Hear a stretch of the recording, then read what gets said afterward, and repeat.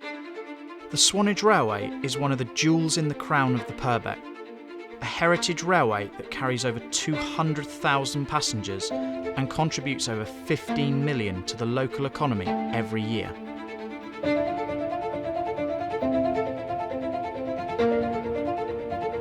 I'm Josh and I volunteer as a fireman on the railway. I'm going to take you on a journey along the Swanage Railway to see what is going on during the current closure and show you why it's so important to support the railway and help it survive beyond the current pandemic. COVID-19 is endangering heritage railways across the country. At the Swanage Railway, we cannot stand by and let it destroy over 40 years of hard work by our dedicated volunteers and employees.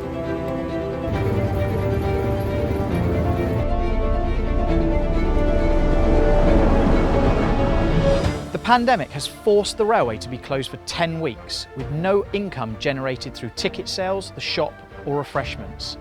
To make matters even worse, we've lost income through our busy Easter period, the loss of our popular diesel gala and further delays to our Wareham service.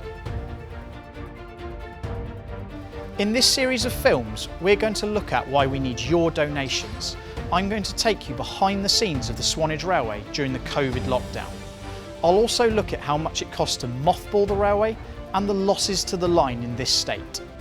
I'll see for myself the financial effects on the local economy with the loss of footfall of passengers coming into the Purbeck. I'll also investigate what work is being done to keep the railway in the best possible condition to allow services to resume once the lockdown has lifted and a new normal begins for the Swanage Railway. We need your help to raise £360,000 by the autumn to give us a fighting chance of surviving into the winter.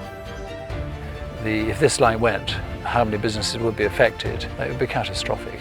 We're doing all we can to try and keep this line open.